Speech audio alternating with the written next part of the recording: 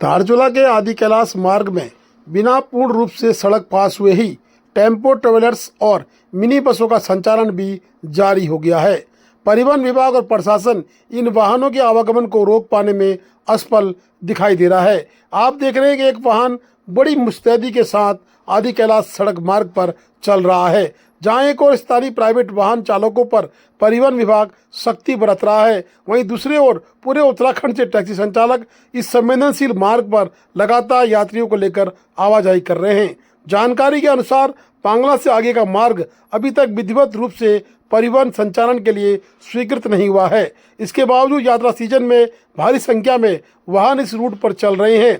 परिवहन विभाग का कहना है कि सीमा सड़क संगठन ने अभी तक सड़क को विभाग के अधीन हस्तांतरित नहीं किया है, जबकि बीआरओ का कहना है कि सड़क पर अभी उनका कार्य शेष है। ऐसे में बड़ा सवाल ये खड़ा होता है कि जब सड़क पूरी तरह स्वीकृत नहीं है तो आखिर यात्रियों की सुरक्षा की जिम्मेदारी किसकी होगी। आदि कैलाश यात्रा लगातार कराई जा रही है, लेकिन यदि भविष्य में किसी दुर्घटना या बड़े नुकसान की स्थिति उत्पन्न होती है तो उसका जिम्मेदार क्या परिवहन विभाग होगा।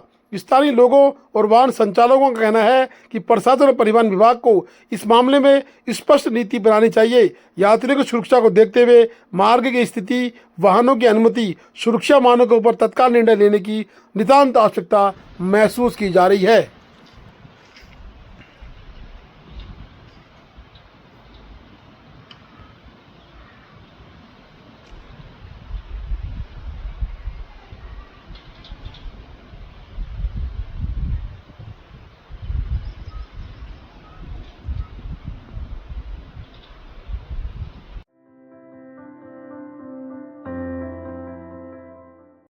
भारतीय भाषा समर कैंप का धारचूला में आयोजन। धारचूला में राजकीय विद्यालयों में भारतीय भाषा समर कैंप का विधिवत आयोजन किया जा रहा है। 7 दिनों तक चलने वाले इस कैंप का शुभारंभ आज बीआरसी गोठी और राजकीय प्राथमिक विद्यालय बौन में खंड शिक्षा अधिकारी आर.के. अटवाल के द्वारा किया गया। कार्यक्रम में विभिन्न विद्यालयों के विद्यार्थियों और शिक्षकों ने सहभागिता की। इस समर कैंप का उद्देश्य बच्चों में भारतीय भाषाओं के प्रति प्रेम और सम्मान की भावना विकसित करना है, साथ ही सांस्कृतिक मूल्यों से जोड़ना भी है।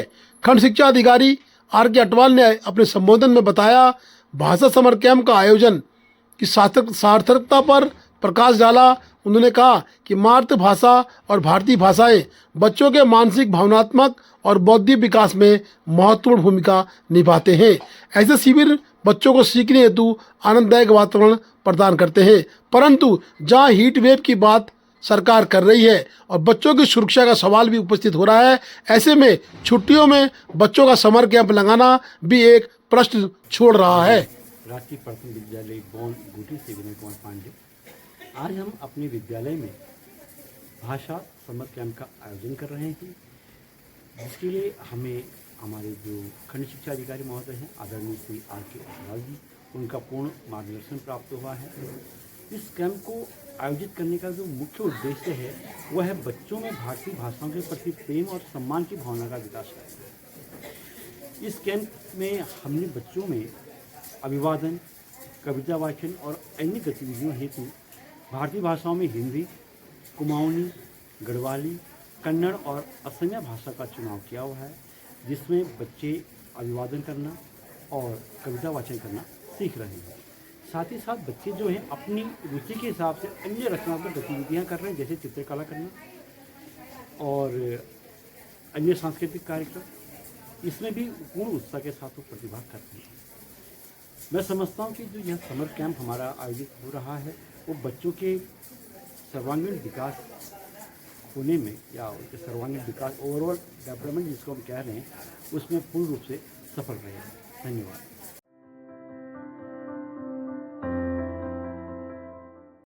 धारचूला में ईद उल अजहा का पर्व यानी बकर ईद की नमाज धारचूला के जवाहर सिंह नबियाल स्टेडियम में पढ़ी गई। बता दें कि धारचूला में मुस्लिम समाज ने आज अमन, चैन और सुकून की दुआएं मांगी। साथ ही इमाम सनाउर रहमान के द्वारा, जो कि शहर के मुफ्ती सनाउर रहमान शहर इमाम हैं, उनके द्वारा आज ईद उल अजहा की नमाज पढ़ाई गई। लगभग 300 लोगों ने उक्त नमाज को अदा किया। इसमें नेपाल से आए लोगों की संख्या भी थी। बता दें कि नेपाल में जो मजदूर वर्ग है या फिर जो नेपाली मुस्लिम हैं वो भी ईद की नमाज के लिए धारचूला पहुंचे थे। धारचूला के स्टेडियम में उक्त नमाज प्रशासन की अनुमति से की गई थी। नमाज के बाद लोगों ने एक दूसरे को मुबारकबाद दी। साथ ही मुफ्ती सनाउर रहमान ने देश में अमन चैन, धारचूला में सुख शांति की कामना की।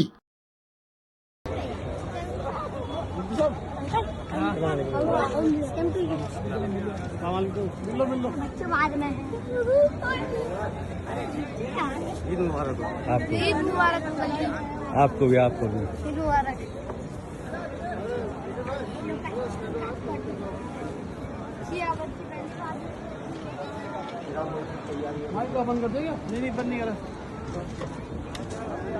हेलो, सभी लोगों से गुजारिश है देश के अंदर अमन चैन सुकून हो, हमें आपस में इत्तेफाक और इत्तेहाद हो और हम चाहते हैं कि खुशी के साथ ये त्यौहार मनाएं सब मिल करके।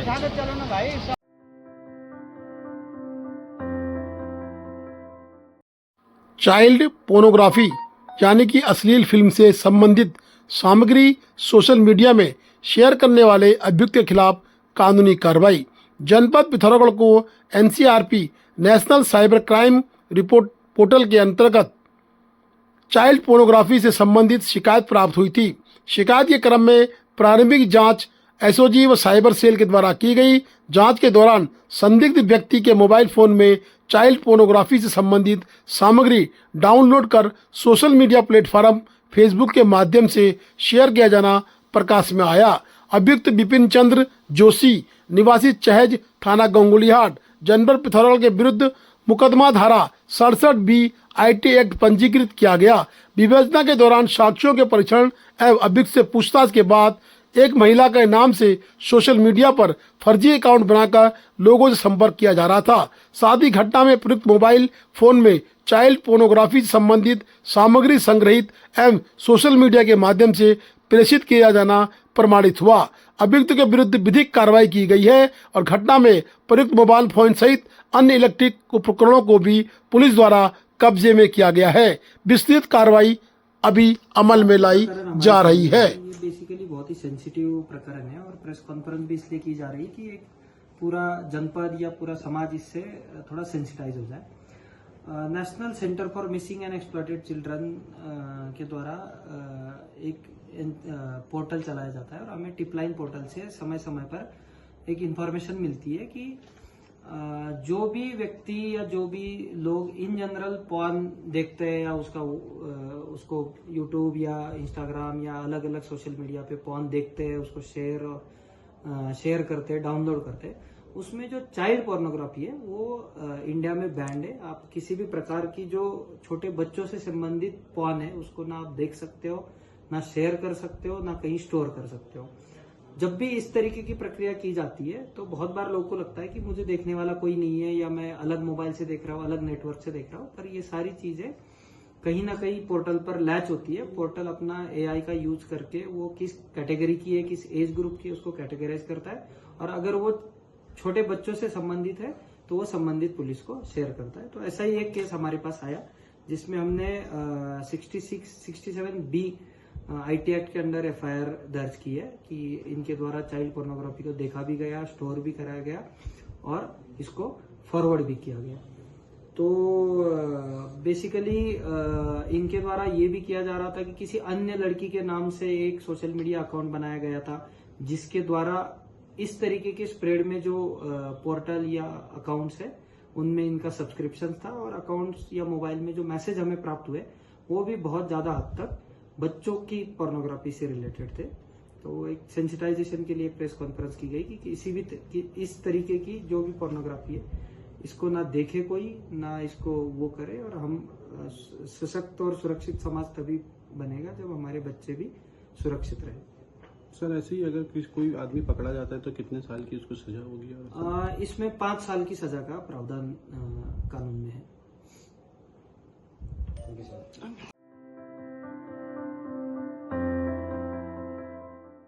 धारचूला में हाटगांव से लेकर पेट्रोल पंप तक भारी भारी गड्ढे मुंह चिढ़ा रहे हैं। इन गड्ढों में लगातार गाड़ियां अप एंड डाउन करती हैं तो बहुत नुकसान हो रहा है। स्थानीय नागरिकों के साथ साथ आदि कैलाश यात्री भी पीड़ित हो रहे हैं। साथ ही स्कूटी मोटरसाइकिल निकलना भी दूभर हो रहा है। क्या प्रशासन इन गड्ढों को भरवा नहीं सकता या फिर प्रशासन हिलवेज कंपनी के दबाव में है? हिलवेज कंपनी के द्वारा डामरीकरण महंगा होने की बात कहकर कार्य को रोका गया है तो कम से कम प्रशासन संज्ञान लेके गड्ढे तो भरवाए।